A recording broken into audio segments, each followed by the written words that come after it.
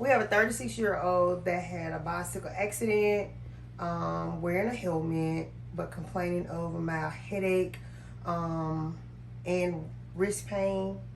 Well, the two assessments that I would do would be the cranial nerve exam as well as a musculoskeletal exam. So initially we'll start out with doing the cranial exam, starting with cranial nerve 1, which is the olfactory nerve. What we'll do is that deals with testing of smell. So what I would like for you to do, Miss Kyla, is to close your eyes, and I am going to put a fragrance under your nose and for you to tell me what that smell is, okay? Vanilla. Yes, vanilla. All right, that means that cranial nerve 1 is intact.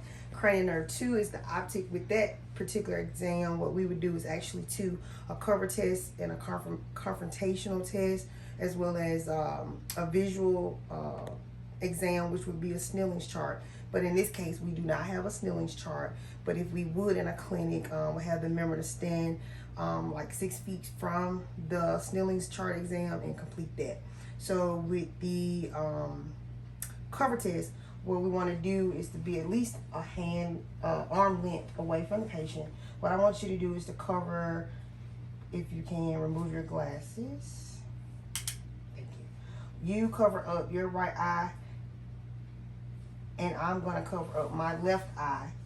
And you take your eye and look directly into my eye. Do not look down at my hand or anything. When you see my fingers, I want you to tell me what the number of fingers that you see, okay? 2, 3, 2. All right, and we'll do the same thing on the other eye. Okay. Look directly into my eye. 2, 4, 3. All right, very good. That completes the cranial nerve 2. So now we'll move into cranial nerve 3, 4, and 6, which is the oculomotor, the trochlear, and the abducens check. With that, we are checking the pupil constriction using a pen light, which we can't do here because of the light. We would have to dim the room, and then you would simply take the pen light, starting from the side, and go across the eye, and the pupil should constrict, and you would do the same thing to both sides to see if they're equal, round, and reactive to light. Another test that we would do, which would be the six cardinal, and that would check for nystagmus to see if there's any shaking when the eyes are moving. So what we're going to do, I'm going to get you to focus on this object right here without moving your head or your neck. I want you to follow this object, okay?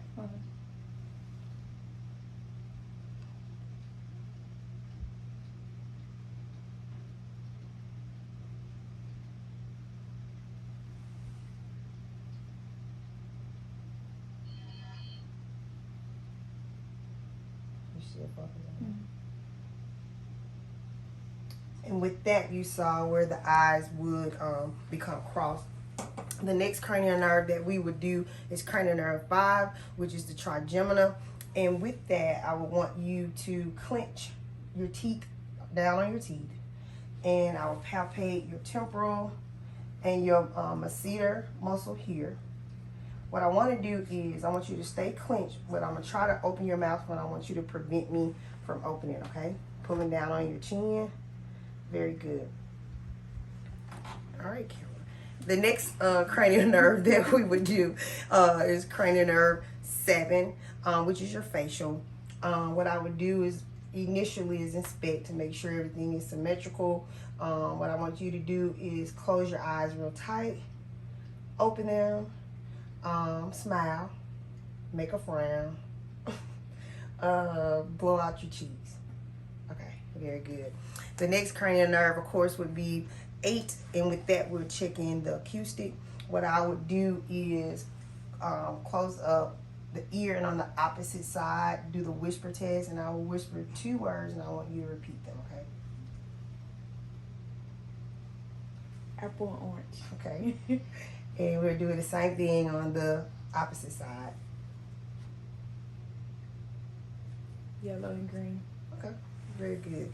Our next test, of course, is cranial nerve 9 and 10, which would be the testing the vagus and the gag reflex.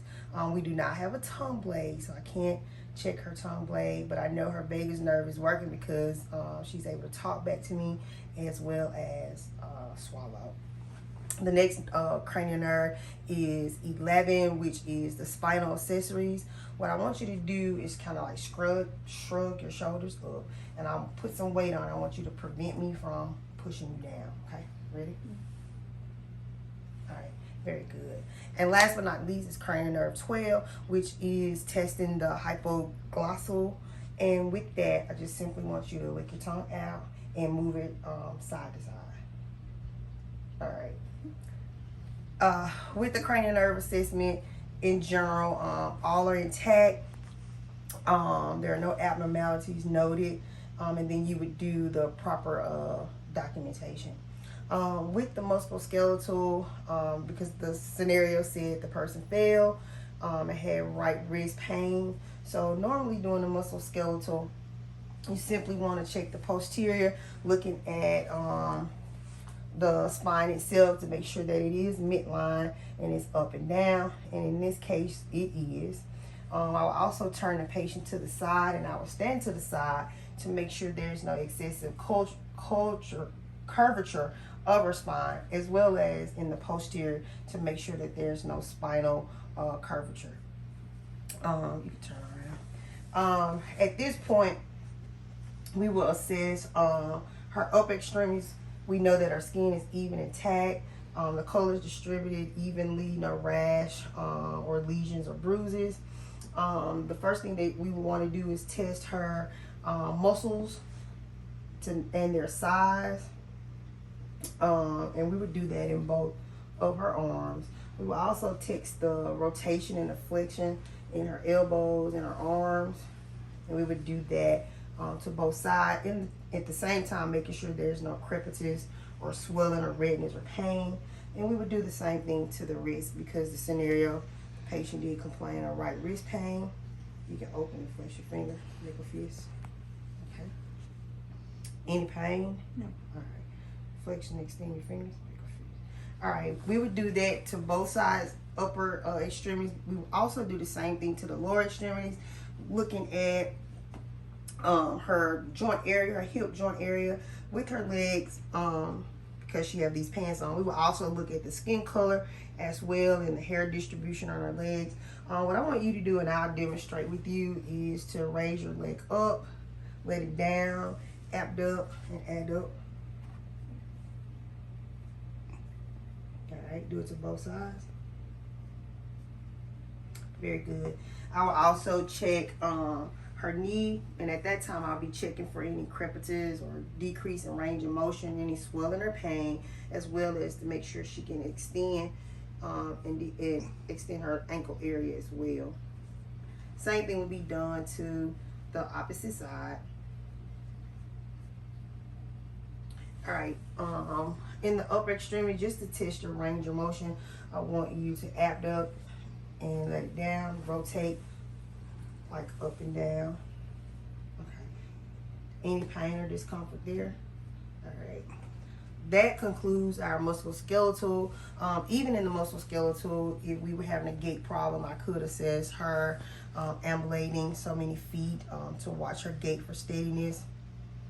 Any questions? No, ma'am. All right. That concludes our examination for cranial nerve 1 through 12 and musculoskeletal. Thank you.